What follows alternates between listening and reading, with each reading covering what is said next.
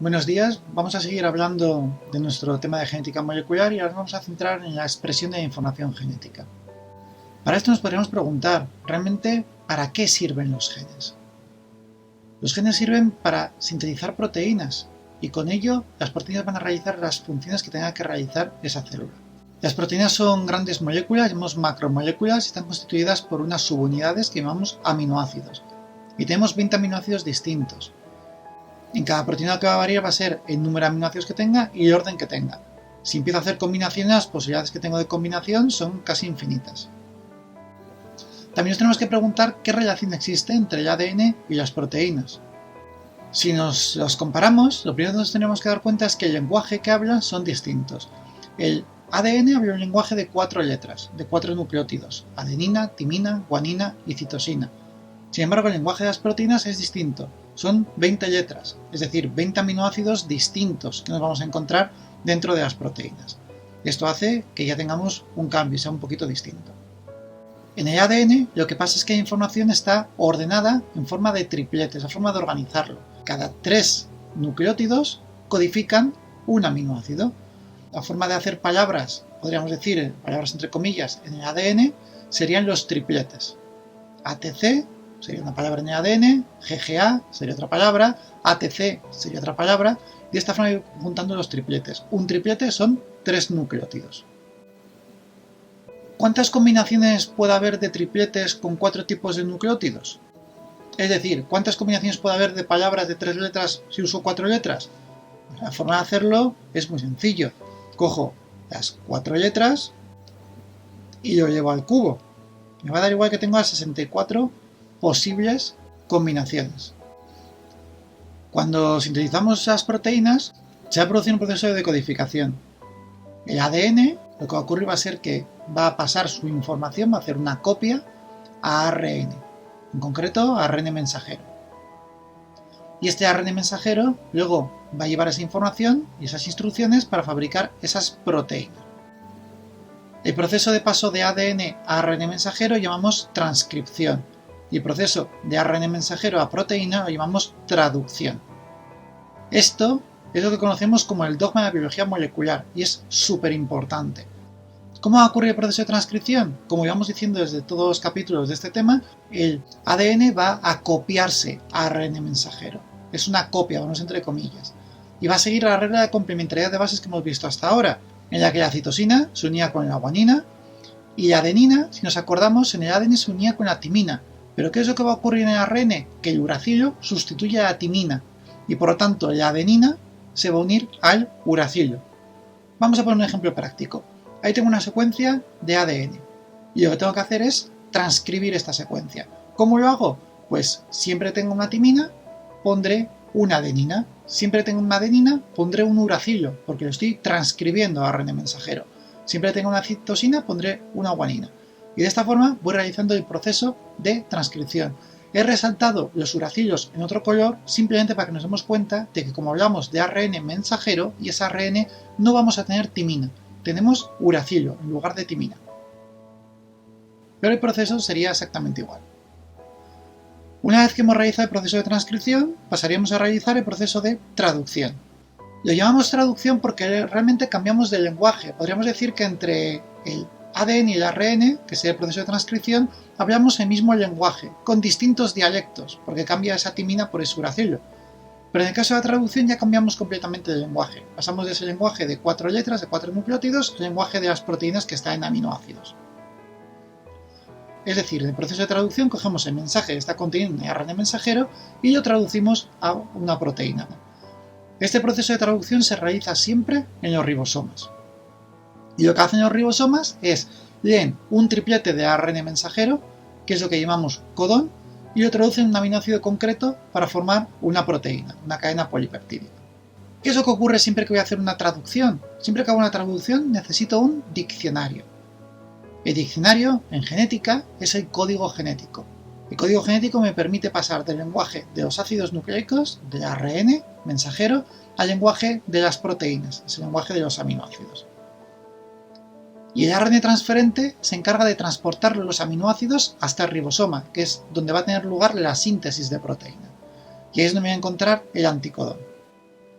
Este proceso es lo que llamamos expresión de la información genética y es lo que nos permite obtener proteínas que se encargarán de realizar todas las funciones en la célula, es decir, se encargan de expresar ese mensaje genético. Por eso lo llamamos la expresión de la información genética, el paso de esa información de los ácidos nucleicos a esa proteína.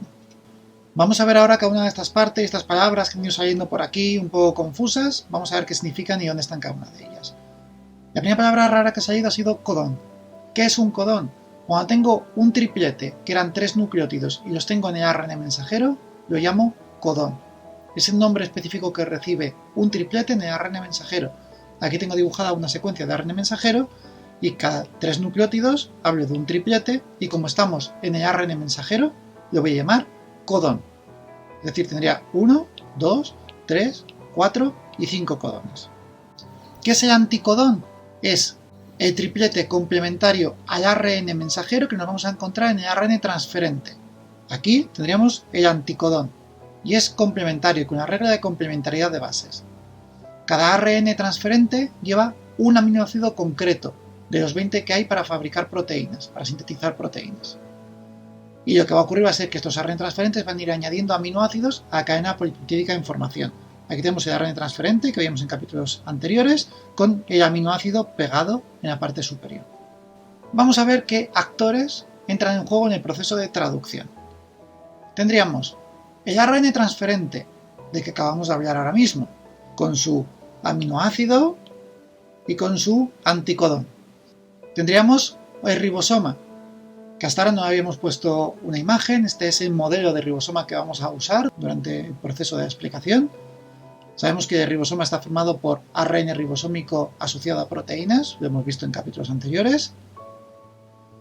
Y tendríamos el ARN mensajero, que es esa cadena de polinucleotídica que tenemos aquí, con esa secuencia, vamos a decir, lineal. Estos son los actores que van a entrar en juego en el proceso de traducción. Y ahora vamos a ver cómo sería este proceso de traducción. Nos vamos a imaginar un proceso en el que tengo un ribosoma, una cadena de ARN mensajero que ha sido previamente transcrita y una serie de ARN transferentes, cada uno de ellos con un aminoácido distinto. Por eso los he dibujado de distintos colores las cabezas de estos ARN transferentes. Y cada ARN transferente lleva su respectivo anticodón. ¿Cómo ocurre el proceso de traducción? Lo primero que va a pasar va a ser que el ribosoma se va a unir siempre, estamos hablando de que ocurre este proceso en el citoplasma, al ARN mensajero de que quiero sacar la información para fabricar la proteína. En concreto se une a un codón de iniciación, que siempre va a ser AUG. Este va a ser siempre el primer codón que va a aparecer en todos los ARN mensajeros en el proceso de traducción. El ribosoma se une a este codón, y una vez que se ha unido a este codón, lo que va a ocurrir va a ser que el ARN transferente que lleva el anticodón complementario AUG, que en este caso será UAC, se va a unir a este ribosoma y va a llevar ese aminoácido. Como vemos, resulta complementario, la adenina se une con uracilo, el uracilo con la adenina y la guanina con la citosina, que sería el anticodón complementario a este codón del ARN mensajero. Una vez que ha ocurrido esto, lo que va a pasar va a ser que el ribosoma se va a desplazar 3 nucleótidos, se desplaza hasta el siguiente codón, va a llegar el siguiente ARN transferente que lleva el codón complementario a CAA. En este caso será el ARN transferente con el codón complementario que lleva el aminoácido correspondiente a esta secuencia. En este caso sería CAA el codón y GUU el anticodón. Una vez que se ha situado en posición, lo que va a ocurrir va a ser que estos aminoácidos que me voy a encontrar en los otros dos ARN transferentes, se va a formar un enlace entre ellos. Este enlace que se forma se llama enlace peptídico y es el que se va a ir formando entre los aminoácidos para formar la cadena polipeptídica que será en el futuro la proteína. Lo que va a pasar va a ser que el ARN transferente, ya sin el aminoácido que había puesto el primero, se va a soltar. Se va a quedar el aminoácido unido a este otro aminoácido que todavía sigue unido a este ARN transferente. Y una vez que se ha liberado, se vuelve a desplazar otro triplete y ahora aparece un nuevo codón en el ARN mensajero en esta región libre de ribosoma. Va a venir el ARN transferente que lleva el anticodón complementario. Se va a situar en posición y va a ocurrir exactamente el mismo proceso. Se va a formar un enlace peptídico y una vez que ha ocurrido esto se va a liberar el ARN transferente ya sin el aminoácido que se va a quedar pegado a esta cadena polipeptídica en formación. Se repite el proceso una y otra vez y otra vez y otra vez. Normalmente son cientos de aminoácidos que se van situando. En nuestro ejemplo vamos a parar ya, hasta que aparece un codón stop. Volveríamos a desplazar otros 3 nucleótidos y aparecería un codón nuevo. Si es un codón stop, no tengo un ARN transferente complementario a este codón stop, y en ese momento que se libera la cadena polipeptídica. Se suelta el ribosoma y se libera la cadena de ARN mensajero. El ARN mensajero y el ribosoma se pueden utilizar para sintetizar otra proteína, y mi proteína, en este caso, repito que esto no sería real porque tendría muchos más de 3 aminoácidos, esta sería mi cadena polipeptídica, que sería mi proteína. Este sería el proceso de traducción. Para hacer el proceso de traducción utilizamos un diccionario. Ese diccionario va a ser el código genético. Lo que hace el ribosoma es ir leyendo el mensaje que tiene ARN mensajero, que está contenido en cada codón, y lo traduce a un aminoácido. Y sigue una regla, que es el código genético, que es ese diccionario, que es este que tengo aquí. Yo voy leyendo y voy haciendo el proceso de traducción. Al final el código genético es la correspondencia que tengo entre los codones de ARN mensajero y los aminoácidos que formarán las proteínas. Vamos a poner un ejemplo. Imaginemos que tenemos esa secuencia. Esta secuencia de ARN mensajero viene de esa secuencia de ADN. Vamos a quitar la secuencia de ADN para que sea todo más fácil y vamos a realizar el proceso de traducción. Lo que hago es ir leyendo la secuencia y ir buscándola. Por ejemplo, en este caso en el ARN mensajero, mi primer codón es AUG. Pues busco aquí desde dentro hacia afuera A, U, G. Y leo que es el aminoácido MET. Lo que hago es escribir el aminoácido MET. Busco el siguiente, que en este caso es GAC. Y busco G, A, C. Y veo que es el aminoácido ASP. Pongo el aminoácido ASP. Busco el siguiente, que es A, G, U. A, G, U. Y veo que es el aminoácido SER. Lo pongo. Y así, sucesivamente, cada uno de los aminoácidos. ¿Hasta cuándo? Hasta que encuentro un codón stop. El siguiente que tengo sería UAA. Si busco UA, encuentro que es UAA. Es un codón stop. Cuando llego a un codón stop, detengo el proceso de traducción y ya no sigo haciendo la traducción. Como veis, he dibujado una rayita entre cada uno de los aminoácidos que representa ese enlace peptídico que se forma para realizar esa proteína. Aquí habría terminado mi proceso de traducción, porque al llegar a un codón stop no sigo avanzando. Puedo escribir stop para que me quede claro, pero no sigo avanzando. ¿Qué características tiene el código genético? Primero, que es universal, entendiendo como universo el planeta Tierra. Es igual para todos los seres vivos, sea cual sea el ser vivo, desde un virus, que no es ser vivo, hasta una bacteria, o hasta un eucariota como nosotros, o un árbol, tenemos exactamente el mismo código genético, ese mismo diccionario. Hay 64 codones posibles. De esos 64 codones tenemos 3 que son codones stop. Uno que es el codón de iniciación, que todas las proteínas empiezan por ese codón, como hemos dicho antes, que es el codón AUG, que da lugar al aminoácido metionina. Y tenemos otros 60 codones para 20 aminoácidos. Eso quiere decir que hay varios codones que codifican un mismo aminoácido, y esto es lo que conocemos y solemos decir que el código genético está degenerado, porque tengo varios codones que dan lugar a exactamente el mismo aminoácido. Si os dais cuenta, voy a poner el código genético anterior.